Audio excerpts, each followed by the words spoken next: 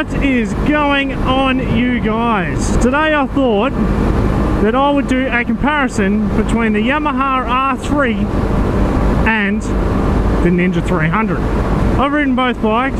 Obviously I don't have a Ninja 300. It's stuck pretty well in my memory on what the Ninja 300 was like. If you guys are actually looking at which one you want, and you don't know, because they're pretty close comparison, like it is a hard choice. You just want someone's perspective that's ridden both of them and currently rides an R3. You want their perspective on it. When I rode the Ninja 300, I kept an open mind when I was going for a bike. First I was going to actually go a R1, because you know that's what I wanted, but then I realized, you know, going an R1 probably wasn't the best for what I was doing. But we're not talking about super sports. What we're talking about is the 300cc's. Now the 300cc, the Yamaha R3 versus Ninja 300. Now the Ninja 300 is a different seating position to the R3. Not too much different, but is slightly different. So the Ninja 300, the tank is different and the foot peaks are different. So the foot peaks feel a little bit higher than what the R3 is. So and even the setup, like with the clip-ons and stuff. I can't remember if the Ninja 300 actually has clip-ons or not. You actually can't remember. I'm pretty sure it does, but they're like bars. They're not like the R3. They actually bolt onto the top like this, like actual proper clip-ons. You have it's like this rod or fucking bar that just fucking sits there with two bolts. I think that's how it is, but I think they're pretty much clip-ons. Anyway, I rode the Ninja 300, and the Ninja 300 first up, I thought I don't really like it. Now this was for my personal preference. I took it for a ride, I took it through some windy stuff, and I tipped it into one of the first corners, and I'm just like, I don't like the front end feel on this thing. It works alright, you know, it would be a great, like, just around town little bike, but for me, I jumped on it, I'm like, yeah, I'm not really a fan of this. The other thing, because I'm 6'2" and I'm quite a big dude, I jumped on the Ninja 300 and my legs were crushed, man. My legs were crushed between the tank and the pegs. So I'm like, yeah, I'm not gonna get this bike as a commuting bike. As for commuting though, the bike's great. Like power wise, it's pretty much on par with the R3. The R3 gets it a lot higher in the RPM zone, and the R3 has a lot more torque. Personally, I reckon the R3 has the more usable power because it's got that low down torque, and it's got the little bit extra with the CC department. Not that it really matters with the 300cc, because they're pretty much on par with acceleration times and stuff. But the main thing was, typical, you jumped on the Ninja 300, the brakes were subpar, but that's what it's like on the R3. The thing that really turned me off the Ninja 300 was, apart from the fact that I was super scrunched up on it, man, like fucking super scrunched up, it was also the front end feel. Man, I like having front end feel on a bike. If I tip it into the corner and I don't know what that front's doing, I'm not really happy. You know, my pit bike's fucking bad enough for that shit. I didn't want it on a commuting bike. When it comes to the R3, the R3 itself, the ergonomics are very well laid out. I quite like it. Like the pegs are lower, so you're 6'2", and look, I'm like well tucked into the tank. I can get right over the top of it. You can hunch down. You can get really aggressive on this bike, and you can do that on the Ninja 300. Don't think that you can't do it on the Ninja 300. You can.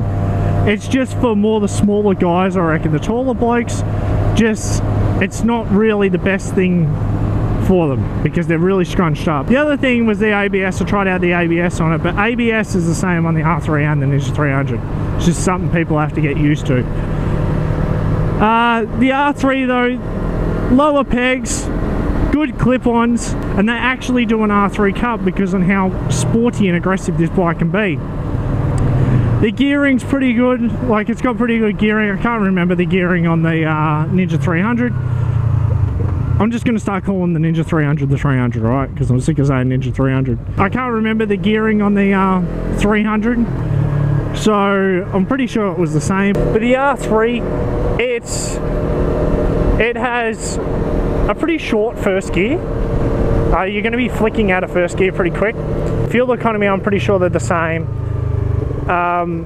it's just more when you're going for something like a 300cc motorcycle, it's more about comfort, you know, and the size of them. They're all the same. The tyres are pretty much as skinny as each other's. So the Ninja 300 and the R3, you know, they're good commuting bikes.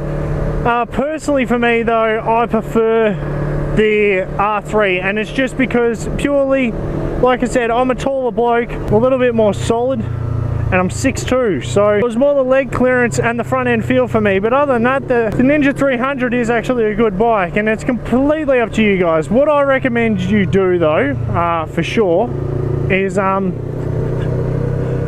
you go and ride both of them. Go and ride both of them, see what you like, and then go from there. When you're going to buy a bike,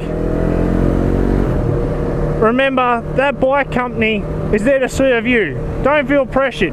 If you need to ride, I don't know, 15, 20 bikes before you actually go and select the bike you want, then you go and ride 15, 20 bikes, you know. But in comparison, personally, I would go the Yamaha R3, and that's for me. That's just going what I've experienced. But there may be a guy that jumps on the R3 and goes, you know what, I prefer the Ninja 300. You know, it suits me better. The ergonomics of it are alright. The riding style is better because that's your body style. That's the way you are. Price-wise, they're pretty much the same. Looks-wise, they're pretty sporty bikes, man, for what they are. Like, they're actually really sporty bikes. Like the beginner or entry-level bikes, man, they have come such a long way with just looking sporty and stuff now, dude. Like a really long way. Like everyone comments on this bike, like a lot of people comment on it, and they have a good hard look at it because they think there's a 600 until they see the tire. They look at it and go, hang on a sec, that's actually a smaller bike. They're like, what CC is this bike? I'm like, it's a 321, and they're like, holy shit, you know, we thought that was actually a bigger bike. I'm like, cheers dude, it's awesome. But these bikes are very user-friendly, like really user-friendly. If you reef on the throttle, you're not going to do yourself too much harm. I've spoken about this in other videos and stuff about the 300s on how user-friendly they are. You can pep them up, you can modify them and make them a lot quicker than what they are. But it just depends on how much money you want to put into these bikes. These are a good little track bike if you just want a small little track bike, like an entry-level track bike. And they're reasonably cheap to fix if you do any damage to them or tend to break them. But if you're a beginner and you're looking at the two of them, I recommend ride them both and find out for yourself.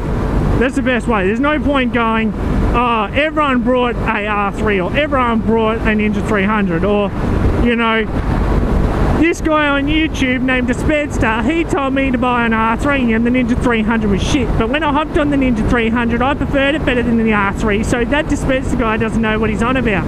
It's all about you as a rider and what you feel most comfortable on. You know, me, it's the R3, hands down. But I'm not saying that the Ninja 300 is a shit bike. I'm not saying that, you know, not to get it. Far from that. I reckon it is a good bike, but for me personally, it just doesn't fit my needs, man.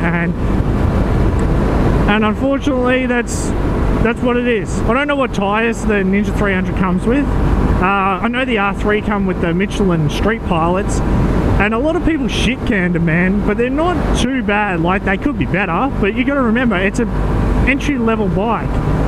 It is an entry-level bike. They're not going to put bloody Pirelli Diablo Rosso 2s or anything like that on it. They're going to give you a in-between, you know, budget sort of tyre, but still does what you want it to do. As always, guys, if you like this video, give it a huge thumbs up, go ham on it. If you have any questions or whatever, feel free to shoot it in the comment section.